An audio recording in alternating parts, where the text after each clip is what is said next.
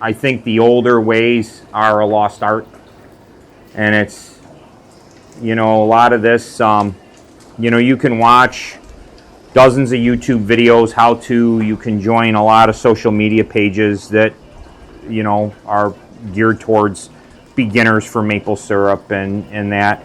But at the end of the day, people can show you things, but you gotta learn yourself.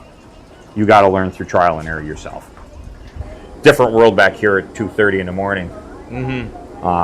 You hear things that go bump in the night. Yeah. You get that feeling that you're being watched. And you probably are at that time out in the woods.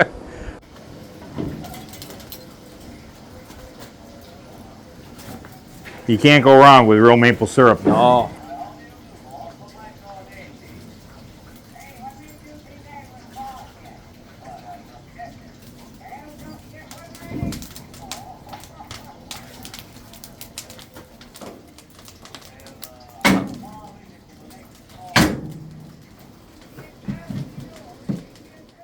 Welcome to Crick Hollow Farm at Calvin Dean's Sugar Shack. I'm with my friend Tom Tiefel, who's actually the Bergen town historian. This is his recreation of the Sugar Shack, and we're doing a tour today. And so just come along. He's making some syrup, boiling some sap, and what day is it today? About March 17th or something like that. And we've had a stretch of warm weather. The sap's been flowing. And now here we are boiling. He's been out since about 2:30 this morning. I joined about 6-ish, 6:30. About 6:30, yeah. So yeah, it's so like Rich was saying, this is a recreation of the original Sugar Shack that was originally built in 1915 by Calvin Dean. I am the current owner of the Dean Farm. Today we're known as Westwind, and I've been here about 30 years, and the farm has evolved. I started out in the horse business, in the equestrian world, and had done just about done it all. Wanted a place of my own to have my horses at, and it's just been a 30-year journey. The original farm was a hay and maple syrup producer, and today it's a hay and maple syrup producer. The only difference is we're using tractor horsepower instead of horse horsepower, but not much has changed. A lot of the farm has maintained its historic integrity, and right down into the sugar bush, we have trees here that maple trees that exceed 100 years. It's one of the last old growth plots in the area that has been spared from the loggers' saws. So very good. We just brought history back to life. And it's living here today, and it smells amazing. Got the wood smoke and the syrup. It's pretty great. Yeah, I think the smell is addicting. I think the syrup making is addicting, but I think it's the smell. Yeah, definitely. Tom, tell us a little bit of what drew you into being an historian and to be the town historian. So I bought this farm in 1994. And the locals, had said, "Oh, you bought the old Dean place. There's a lot of history there. There was a Civil War lieutenant that lived there, and they found a Civil War sword in the wall during renovations and battlefield letters." And 21-year-old kid, I'd grown up, my grandparents, I was listening to the stories, of the old days. My grandparents, lived through the Depression and all of that, and they always had great stories to tell, and, days gone by, and I was really interested, and so I went down to the town hall and met the then historian, Wanda McVeigh, and she had said, "Oh, you've got to attend a historical society meeting." So I said, "Okay." I said, I'll show up. I thought, I was a kid. I was like, I just want to find out what this place was, Right. And attended my first historical society meeting at a house on Main Street in Bergen, and as they say, the rest is history. 30 years later, that house is now my office. So there's a lot of personal history there too. we have a village historian as well, but I retain all of the records and all of the history. It's been a journey. I'm not from here. I'm from Gates, New York. Graduated Gates Child High School. Was not my social studies teachers. I was not on their favorites list. Slept a lot through class. Hated history, ironically. And regular Einstein. Just really got involved. As the years went by, I became more and more involved, and I became obsessed with this story of this Civil War soldier. And that turned out to be Calvin's dad, who was Thomas Dean, who fought in the 8th New York heavy artillery. And,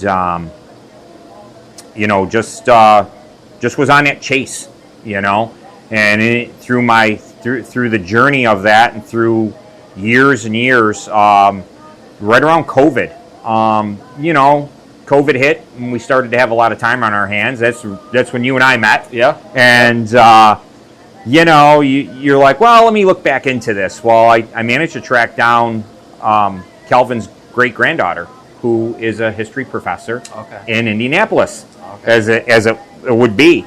And she just had a plethora of photos and knowledge, and it brought everything full circle for me, So it's been quite a journey. And at the end of the road, here now I have the Sugar Shack 2.0 that I call it, the Dean Sugar Shack 2.0. Tried to make it, historically accurate. Walking in Calvin's shoes. I went from being obsessed with the history of his dad to the history of Calvin. Yeah. In that search, I managed to, 30 years to the year, almost to the month, I had the sword back in my possession. Oh, yeah. Wow. So managed to regain possession of the sword that was found in the wall.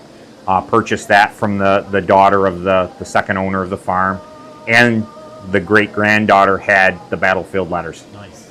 So 30 years, this is year 31. I'm asking myself, where do I go from here? So you feel like you're at that top now. All of the questions you had, everything's been answered. You have all these things, What's the next adventure? I don't know. Well, time will tell. But right now, your time is being occupied with this batch of syrup. Absolutely. So let's check that bricks and make sure we don't overcook her.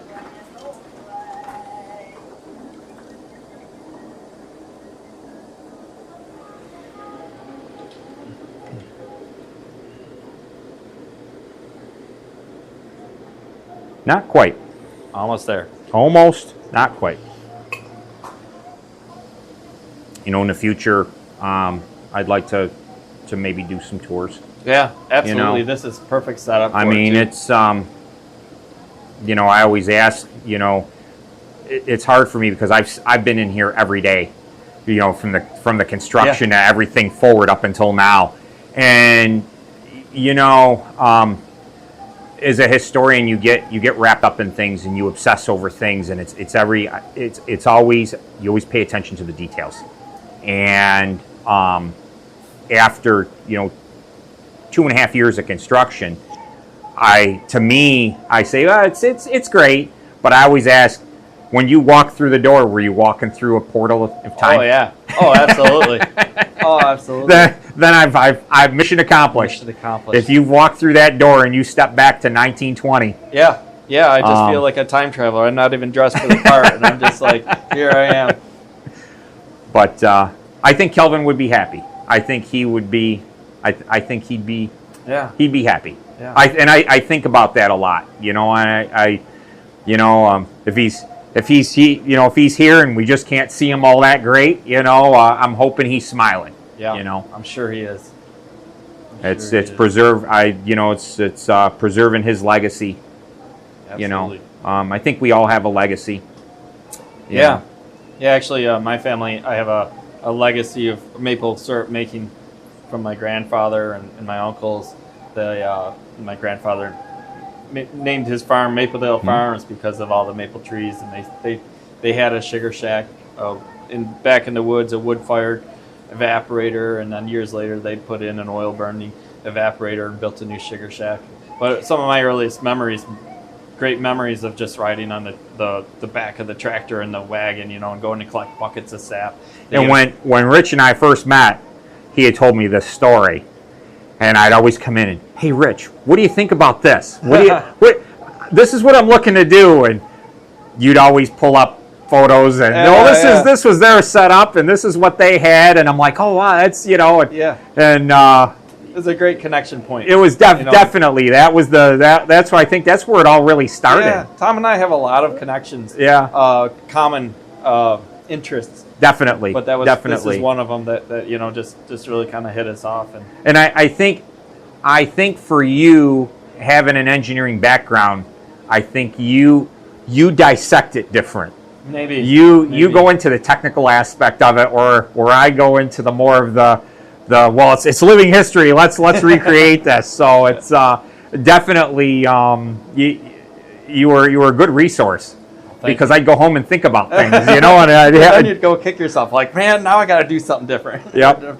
More. You have to go back in and rethink this, and definitely how sometimes people influence you in ways that somebody said to me 5 years ago that I'd be here doing this. I'd say they were a liar. Yeah. I'd say, you know what? I'm good with just going to the store. I'm good with getting Aunt Jemima's maple syrup. Yeah, some corn syrup. It tastes great. That I didn't know what real syrup was at that time. Yeah, most people don't actually. No. You go to a hotel or whatever, and you get syrup for your pancakes, and it's in the little pouches, and it's like it's mostly corn syrup. And I think most of us, I think we went on field trips to maple farms when in elementary school, but that was so long ago that you really don't have a recollection of that. It wasn't part of your morning, your Saturday morning pancake ritual. Right. So, yep. Yeah.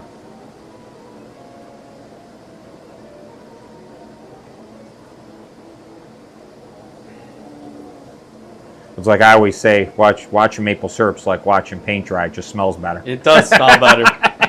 Yeah. I think if you stare at it, it takes longer. Oh, okay. Well, I've convinced myself of that. If I was to leave and go do something, it'd be done. Oh yeah. Oh, absolutely. Yeah.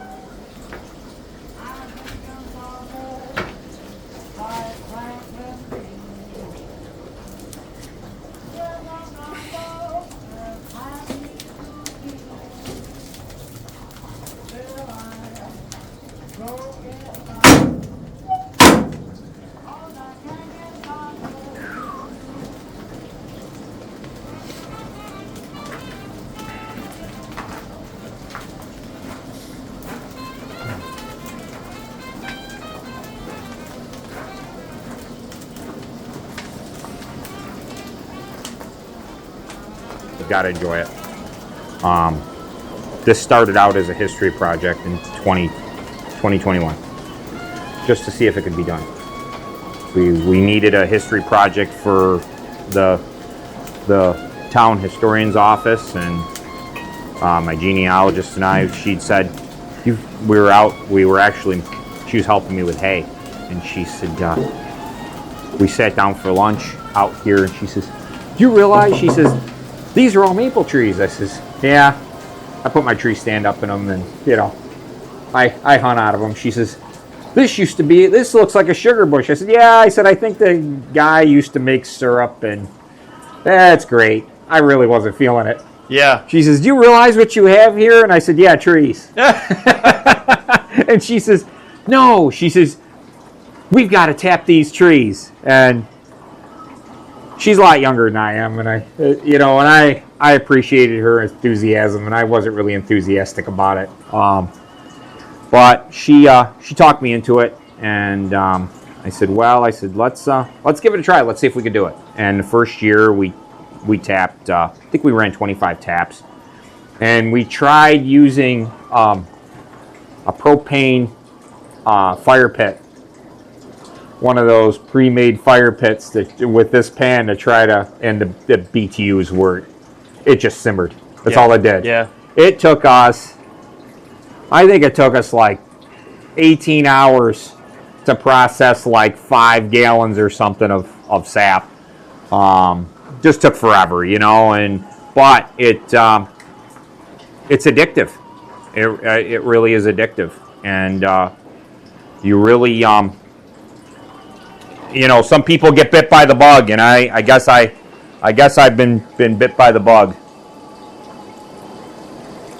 I enjoy it. I enjoy the history behind it.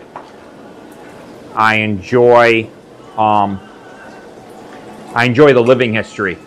As a historian, I said if I'm going to do it, I'm going to do it right.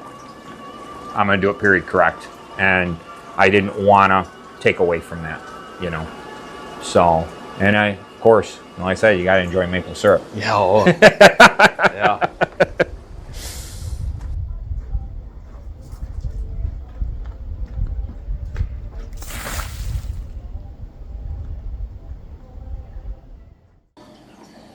Tell us a little bit about what you see here. So this was given to me by Calvin's great-granddaughter, and she said, I have something you absolutely have to have. And she says, your sugar shack wouldn't be complete without Calvin's original ledger. And this is just fascinating. He's got ingredients for something on the front, and just like every ledger, I remember my grandfather carrying one in his pocket. It had just a little bit about everything in there. And he also did some lumber, but what I found fascinating was here in 1901, he has orders for maple syrup. And he has a lot of these names. As a historian, I recognize a lot of these names. A lot of them are heritage names to Bergen.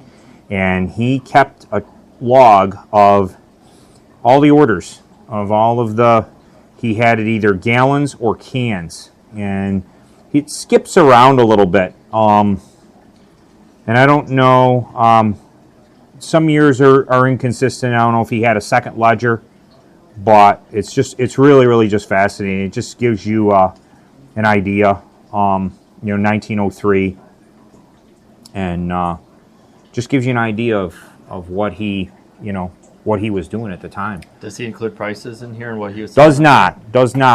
Just orders, and it goes right up. I think the last entry. I think the last entry was the 1930s, I believe. 1935. So yeah, so I don't. A lot of history in that. Yeah, I mean, just a lot of history, and I call it my good luck piece. Yeah. I don't handle it a whole lot, but I do tap it sometimes and just say, Calvin, if you're looking down, give me a good day, And this, we can pan up to this. So this was Calvin's maple sugar mold. Oh, and, okay. And candy what molds. for sugar. Yep, he would. Yep. So I guess after World War II, there were certain restrictions that you had with international shipping, and he was shipping blocks of maple sugar to family members that were still in the service. At the time, you couldn't send liquid syrup over there. Yeah, so you had to convert it into. Yep, so you had to convert it to sugar blocks. And his great-granddaughter, her father was serving at the time, and they were stationed over there. Oh, cool. And she remembers she said they were in like your brown paper with your jute twine, or your cotton twine. Yep. And she remembers her mom cutting off little pieces of the. Oh, that's really cool. And so I've acquired that as well.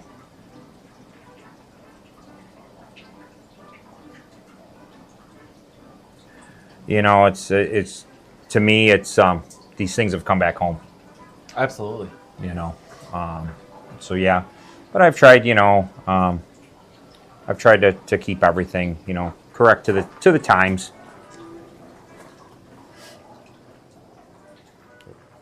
certainly is neat to experience and be part of the living history aspect of it. Yeah, I don't get tired of it. Yeah, I really appreciate you showing us your sugar shack and tell us a little bit about the history. And Yeah, my pleasure. It was, like I said, it's definitely a labor of love, sure. and it's like I said, it's living history. It's, if I can, as a historian, it's one of the things.